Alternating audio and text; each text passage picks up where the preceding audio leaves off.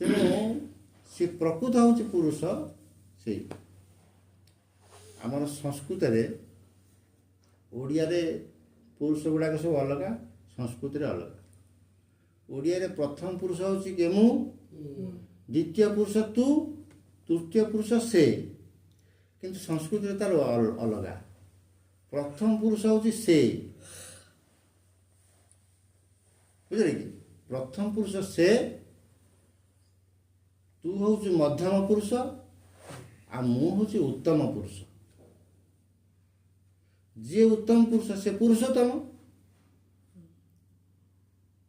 ନୁହେଁ କି? ଯିଏ ଉତ୍ତମ ପୁରୁଷ ସେ ପୁରୁଷୋତ୍ତମ, ତାହେଲେ ମୁଁ ହେଉଛି ପୁରୁଷୋତ୍ତମ। ପୁରୁଷମାନଙ୍କ ଭିତରେ ଉତ୍ତମ।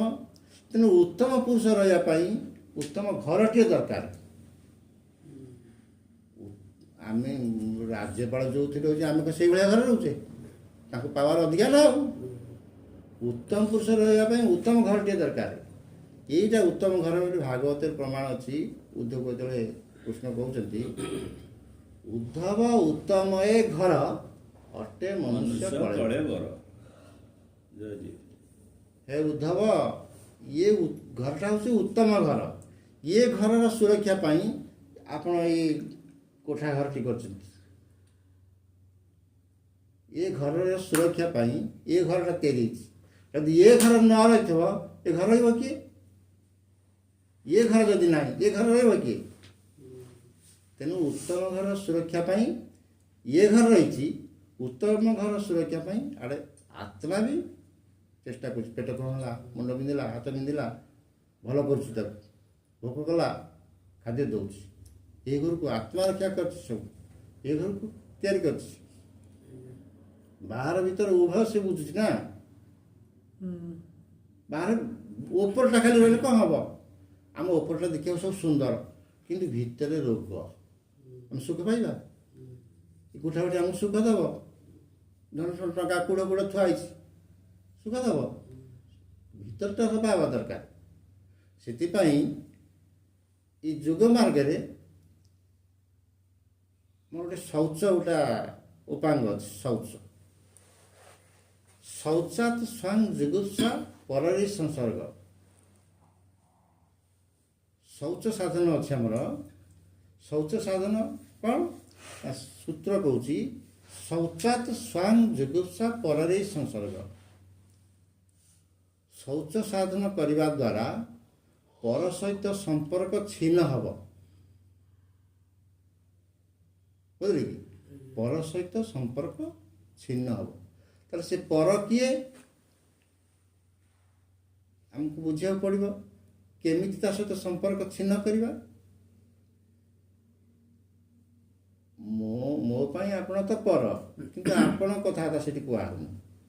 କାହିଁକି ନା ମୁଁ ମୋ ପାଖରେ ଆପଣଙ୍କ ପାଖକୁ ଆସିଛି ବୋଲି ଆପଣଙ୍କ ପାଖରେ ଅଛି ନା। ଆଉ ଆପଣ ଏତେ ଦୂରରେ ମୋର କ'ଣ କ୍ଷତି କରିବେ? କିନ୍ତୁ ଯିଏ ମୋର କ୍ଷତି କରୁଛି ସିଏ ହେଉଛି ମୋ ପାଇଁ ପର। ତାକୁ ସଦ୍ଗୁରୁ କହିଛନ୍ତି ଫରେନ୍ ମ୍ୟାଟର, ବିଜାତୀୟ ଅଣୁ। ପ୍ରତି ମୁହୂର୍ତ୍ତରେ ଆମ ଭିତରକୁ ବିଜାତୀୟ ଅଣୁ ପଶୁଛି।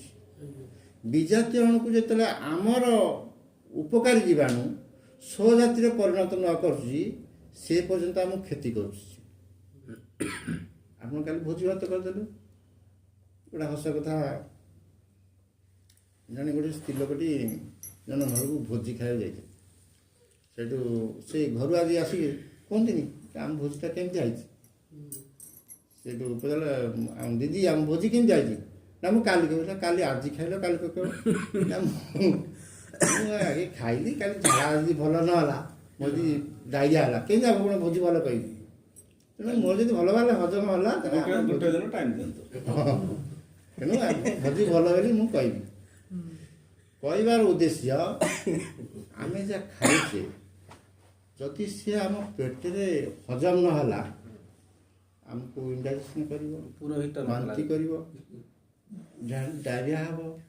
ବୁଝିଲେ କି? ସେ ସ୍ୱଜାତିରେ ପରିଣତ ହେଲାନି ନା। ବୁଝିଲେ କି? ଏଇ ଯେଉଁ ଡାଇବେଟିସ୍ ହେଉଛି କାହିଁ କାରଣ କ'ଣ? ଆମର ପାନକ୍ରିଆ ଗ୍ରନ୍ଥି ଅଛି, ତା ଦେହରେ ଇନ୍ସୁଲିନ୍ ସରୁଛି। ଆମେ ଖାଉଥିବା ଖାଦ୍ୟରେ ଥିବା ଶର୍କରାକୁ ସେ ବ୍ଲଡ଼ରେ ମିଶାଉଛି। ଯେତେବେଳେ ଇନ୍ସୁଲିନ୍ ଧରିବା କମିଗଲା ସିଧା ସେ ବ୍ଲଡ଼ରେ ମିଶିଲା, କ'ଣ ନା ତାକୁ ଡାଇବେଟିସ୍ ହେଇଛି। ସେ ଝରିଲା କମିଲା କାହିଁକି? ସେ ଆମ ଯନ୍ତ୍ର ଅଛି ସବୁ, ଝରିବା କମିଲା କାହିଁକି? ତାର କାରଣ ହେଉଛି ଆମେ କେହି ଚାହାନ୍ତିନି ମୋତେ ଡାଇବେଟିସ୍ ହଉ ବୋଲିକା, କିନ୍ତୁ ଡାଇବେଟିସ୍ ହେବାର କାମ କରୁଛେ। ଝରିବା କମିବାର କାରଣ ହେଉଛି ଆମେ କ୍ରୋଧୀ ହେଉଛେ, ଆମେ ଚିନ୍ତିତ ହେଉଛେ, ଆମେ ଦୁଃଖୀ ହେଉଛେ। ଏହାର ପ୍ରଭାବରେ ଆମର ଶରୀରରେ ଥିବା ସବୁ ଗ୍ରନ୍ଥି, 10 ସନ ଅର୍ଥ କ'ଣ କି? 10 ଅର୍ଥ 10, ସନ ଅର୍ଥ ପୁଅ, 10ଟା ପୁଅ। ଆମ ଶରୀରରେ ଯେଉଁ 10ଟା ଗ୍ରନ୍ଥି ଅଛି, ପାନକ୍ରିଆ ଗ୍ରନ୍ଥି, ଥାଇରଏଡ଼ ଗ୍ରନ୍ଥି, ପାରାଥାଇରଏଡ଼, ପିଟ୍ୟୁଟାରୀ, ଏ ଯେଉଁ ଗ୍ରନ୍ଥି ସବୁ ଅଛି, ଆମେ ଯେଉଁ କ୍ରୋଧୀ ହେଇଯାଉଛେ, ଚିନ୍ତା କରୁଛେ, ଦୁଃଖ କରୁଛେ, ତା ଫଳରେ କୌଣସି ନା କୌଣସି ଗ୍ରନ୍ଥିରୁ ରସ କ୍ଷରିତ ହେବା କମିଯାଏ କିମ୍ବା ବଢ଼ିଯାଏ। କମିଗଲେ ଗୋଟେ ପ୍ରକାର ରୋଗ, ବଢ଼ିଗଲେ ଆଉ ଗୋଟେ ପ୍ରକାର ରୋଗ। ସୁଗାର କମିଲେ ଗୋଟେ ପ୍ରକାର ଦୁଃଖ ସହିବାକୁ ପଡ଼ିବ, ବଢ଼ିଗଲେ ଗୋଟେ ପ୍ରକାର ଦୁଃଖ ସହିବାକୁ ପଡ଼ିବ। ଆଣ୍ଠୁରେ ତାର ଏଞ୍ଜାଇମ୍ ଝରୁଛି, ଆଣ୍ଠୁ ଚାଲୁଛି। ଯଦି ଅଧିକା ଝରିଲା ନାଉଣ୍ଡିଆ ବାତ ହେଉଛି, ଯଦି ଶୁଖିଗଲା ଠକ୍ ଠକ୍ ହେଉଛି, ମୋ ଆଣ୍ଠୁ କାହିଁ ଠକ୍ ଠକ୍ ହେଉଛି, ଶ୍ୱାସ ଶୁଖିଗଲାଣି କହୁଛି ନା ନାହିଁ।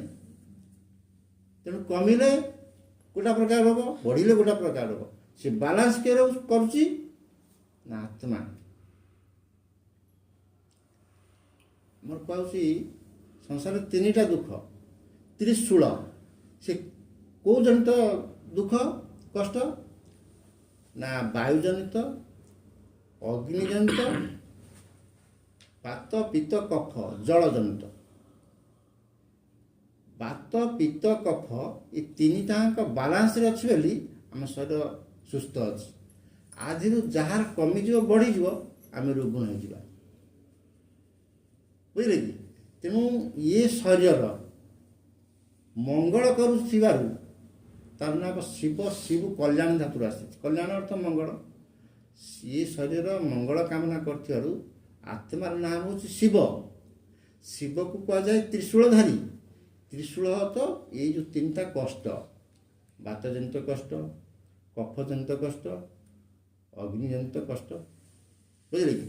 ତେଣୁ ବାତ ପିତ୍ତ କଫକୁ ବାଲାନ୍ସ କିଏ କରୁଛି? ଆତ୍ମା ଥିବା ପର୍ଯ୍ୟନ୍ତ ଏ ବାଲାନ୍ସ ଅଛି। ଆପଣ ସେଠି ଆତ୍ମା ଚାଲିଗଲେ କେହି ଆଉ ବାଲାନ୍ସ ରହିବେନି,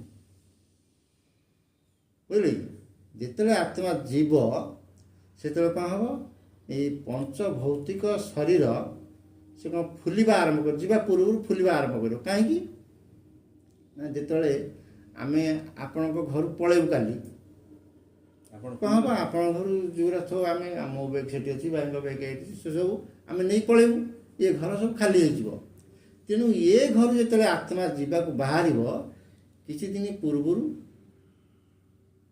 ଯେମିତି ବନ୍ଧୁ ଜଣେ ଆସେ, କେଉଁ ଦିନ ଯିବ ତା ପାଇଁ ସାର୍ଟ ପ୍ୟାଣ୍ଟ କିଣା ହେଉଛି, ତା ପାଇଁ ଉଖୁଡ଼ା ମିଠା ପିଠା ବରାଦ କରାହେଉଛି ଯିବା ପାଇଁ।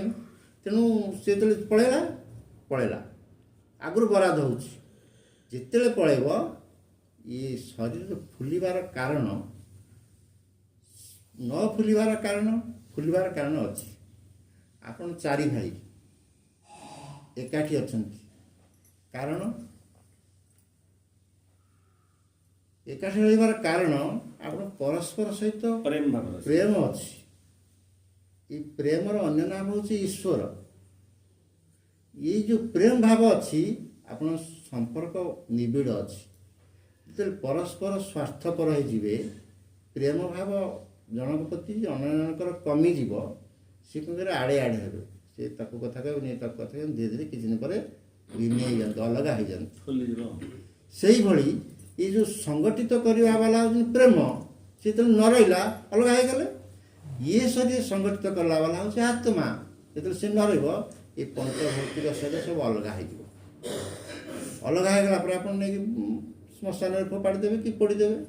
ପୋଡ଼ିଲା ପରେ କ'ଣ ହେବ ନା ପଞ୍ଚଭୌତିକ ଶରୀର, ପଞ୍ଚଭୂତରେ ପଞ୍ଚଭୌତିକ ଶରୀର ମିଶିଯିବ, ଆପଣ ଆଉ ଦେଖିପାରିବେନି।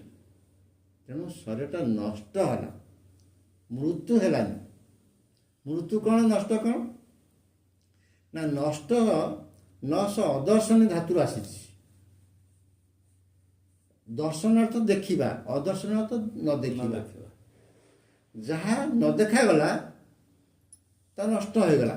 ନ ଦେଖାଗଲା ମାନେ ଯିଏ ଯେଉଁ ରୂପରେ ଥିଲା ସେଇ ରୂପଟା ନ ଦେଖା। ଆଳୁ ଆଣିଲେ ଆଳୁଟା ପଚିଗଲା, ଯେଉଁ ପଚାଟା ଦେଖୁଛନ୍ତି ନା, ଆଉ ସେ ଯେଉଁ ପଚା ତା ରୂପଟା ଯେଉଁ ଆଳୁର ଯେଉଁ ରୂପ ଆଉ ଦେଖିପାରିଲେ କି? ସେଥିପାଇଁ ଆଳୁଟା ନଷ୍ଟ ହେଇଗଲା। ତରକାରୀ ହେଲେ ବି ଆଳୁ, କିନ୍ତୁ ଆଳୁ ଭଳିଆ ଦିଶୁଛି। ମଣିଷ ଶରୀରଟା ମଣିଷ ଶରୀର ଭଳିଆ ଆଉ ଯେତେବେଳେ ନ ଦେଖିଲେ ସେଟାକୁ ନଷ୍ଟ କୁହାହେଲା, ମୃତ୍ୟୁ ନୁହେଁ। ମୃତ୍ୟୁ ଅର୍ଥ ଅଲଗା, ନଷ୍ଟ ଅର୍ଥ ଅଲଗା। ବୈଜ୍ଞାନିକ ମାନେ, ଆତ୍ମଜ୍ଞାନୀ ମାନେ ମୃତ୍ୟୁକୁ କେହି ସ୍ୱୀକାର କରିନାହାନ୍ତି। ସଦ୍ଗୁରୁ କହୁଛନ୍ତି ତମେ ମୃତ୍ୟୁକୁ ବି ସ୍ୱୀକାର କର ନା। ଆମର ଯେତେ ଶତ୍ରୁ ଅଛନ୍ତି ସବୁଠାରୁ ବଡ଼ ଶତ୍ରୁ ହେଉଛି ମୃତ୍ୟୁ, କିନ୍ତୁ ସିଏ ବାସ୍ତବରେ ନାହିଁ। ସିଏ ବାସ୍ତବରେ ନାହିଁ। এই ମୃତ୍ୟୁ ଶକ୍ତିହୀନ ବଳହୀନ ବସ୍ତୁର ନାମ ମୃତ୍ୟୁ। ଆତ୍ମା ହେଉଛି ଶକ୍ତିମାନ। ଶକ୍ତିମାନର ଶକ୍ତିହୀନ କ'ଣ କରିବ? ହାତୀର ବିଲୁଆ କ'ଣ କରିବ? ସେ ତ ଦୁର୍ବଳ, କିନ୍ତୁ ଶକ୍ତିହୀନ ମାନେ ଶକ୍ତି ଜମା ନାହିଁ ମୃତ୍ୟୁର। କିନ୍ତୁ ଆମେ ସେଇଆକୁ ଡରୁଛେ। ବିଲୁଆର ତ ହେଲେ ଟିକେ ଅଛି, ବିଲୁଆର ଶକ୍ତି ଟିକେ ଅଛି। ତାର ମାଟି ବିଲୁଆ, ମାଇନସ୍ ଡିଗ୍ରୀ। ମାଟି ବିଲୁଆ କିଛି କରିପାରିବ। ହଁ, ମାଟି ବିଲୁଆ, ମାଟି ତିଆରି ହେଇଥିବା ବିଲୁଆ, ସେ କ'ଣ ହାତରେ କ'ଣ କରିବ? ହାତ ଚଳିଯିବ ଆଉ। ବୁଝିଲେ? ତେଣୁ ଆମେ ହচ্ছে ଶକ୍ତିହୀନ। ଆମର ସଦ୍ଗୁରୁ କହିଲେ ଆମ ସ୍ୱରୂପର ଶୁଦ୍ଧ ଜ୍ଞାନ ଯେ ପର୍ଯ୍ୟନ୍ତ ନ ହେଇଛି ଆମେ ଏଇ ରୋଗ ଦୁଃଖ ସୁଖ ତାର କବଳରେ ପଡ଼ିଥିବା। ଆମେ ସ୍ୱରୂପର ଶୁଦ୍ଧ ଜ୍ଞାନ ଦରକାର। ସ୍ୱରୂପର ଶୁଦ୍ଧ ଜ୍ଞାନ ହେବାକୁ ହେଲେ ଆମେ ସ୍ୱରୂପକୁ ଭଲ ଭାବରେ ଜାଣିବା ଦରକାର। ସେଇଥିପାଇଁ ଏଇ କୋଦରା ହେଉଥିଲା ଅଗ୍ନି ଗୋଟେ ପୁରୋହିତ ଯଜ୍ଞ ସ୍ୱରୂପ ଦେବ ମୂତ୍ର ହୋତାରମ ରତ୍ନ ଧାତମ। ହୋତା ହୁ ଦାନା ଦନ ଧାତୁରୁ ହୋତା ଶବ୍ଦ ଆସିଛି। ଯିଏ ଦିଏ ଆଉ ଦିଆଏ, ଖାଏ ଆଉ ଖୁଆଏ। ଆପଣ ଦେଖିବେ ସଂସାରରେ ସମସ୍ତେ ସବୁ ଜୀବ ଖାଏ, କିନ୍ତୁ କେହି ଖୁଆନ୍ତିନି। ଆପଣ କାଲି ଭୋଜି ଭାତ କରି ଆମକୁ ଖୁଆଇଲେ, ଆମେ ସାଡ଼େ କରିବୁ, ଆପଣ କାଲି ଯିବେ ଖାଇବେ। ଖାଏ ଖୁଆଏ କିଏ? ମଣିଷ। ଦିଏ ଦିଆଏ, ଆପଣ କିଛି ଲୋକଙ୍କୁ ଦେଲେ କି ସେ ଭାଇ କହିଲେ ଦିଦି ଆଙ୍କୁ ଦିଅ, ଦିଏ ଦିଆଏ। ବୁଝିଲେ କି? ତେଣୁ ହୋତା ଶବ୍ଦ ହେଉଛି ଯେ ଖାଏ ଖୁଆଏ ଦିଏ ଦିଆଏ। ସେ ପର୍ଟିକୁଲାର ଆତ୍ମାକୁ ଇଙ୍ଗିତ କରୁଛି, ଆତ୍ମାକୁ ସୂଚଉଛି। ସେ ଆତ୍ମା ହେଉଛି ସେଇ ହୋତା। ରତ୍ନ ଧାତମ, ସଂସାରରେ ଯେତେ ସୁନା ରୂପା ହୀରା ଲୀଳା ସବୁ ମୂଲ୍ୟବାନ ରତ୍ନ ଅଛି ତାକୁ କିଏ ଅଳଙ୍କାର କରି ନେଉଛି? ମଣିଷ ବ୍ୟତୀତ ଆଉ କେଉଁ ଜୀବ ନେଉଛି କି? ତେଣୁ ଇଏ ଶ୍ଲୋକଟି, ଇଏ ମନ୍ତ୍ରଟି ପର୍ଟିକୁଲାର ପ୍ରମାଣ କରୁଛି ମଣିଷ ହିଁ ଭଗବାନ। ଆତ୍ମାର ବିଶେଷଣ ଆଉ।